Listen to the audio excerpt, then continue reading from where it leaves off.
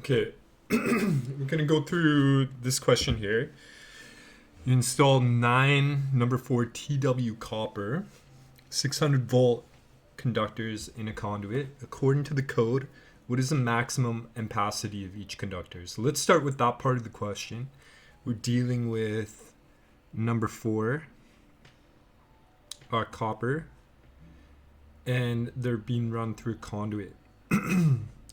Also, this isn't exactly clear in this part of the question, but our termination points are rated for 60 degrees Celsius.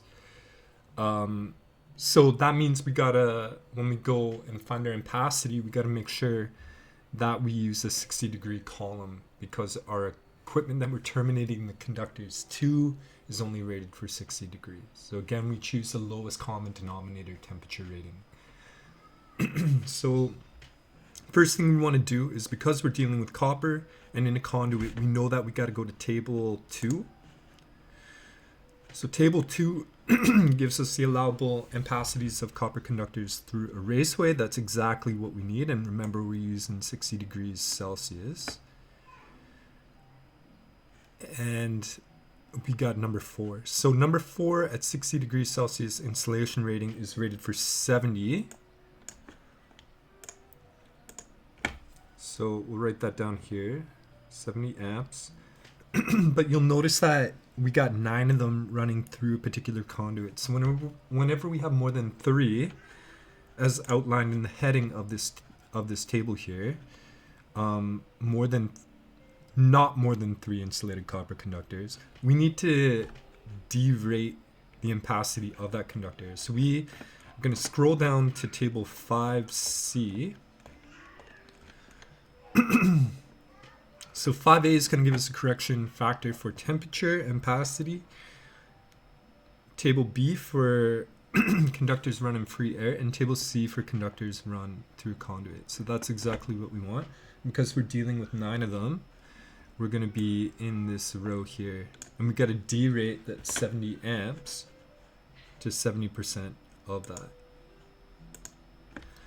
So we'll multiply it then by 0.7, which gives us 49 amps. So when conductors are run with lots of other conductors through raceway, then what happens is there's temperature buildup. There's no real way for the temperature of those conductors to be dissipated appropriately. So you got to keep that in mind. Temperature, when it comes to conductors, is not necessarily a good thing. When they get hot, then you're not able to put as many electrons through that conductor. So we're at 49 amps here. Is the answer to part 1 of that question. Part 2 is, what minimum size of PVC conduit is required?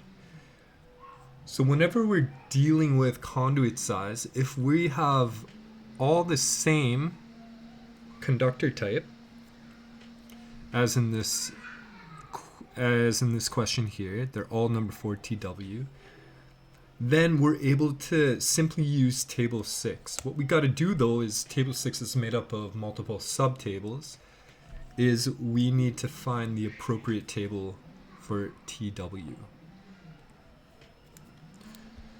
So if we scroll down to table 6 here, 6A, you'll notice is good for RW75, R90, RW90, and that type of insulation. So every type of insulation is going to have a particular it's gonna need a certain amount of area. So we need to scroll until we find TW, and if we scroll all the way to table 6J, that's where we're gonna find it.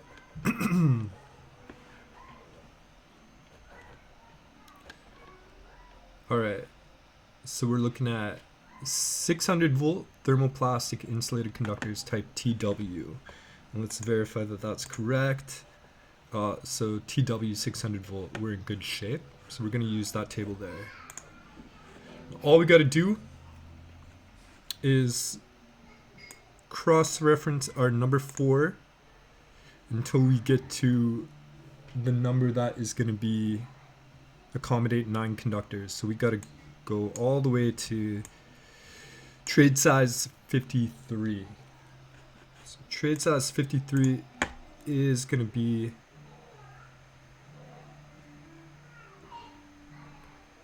trade size 53 PVC is what we're going to need for 9 number 4 TW copper conductors.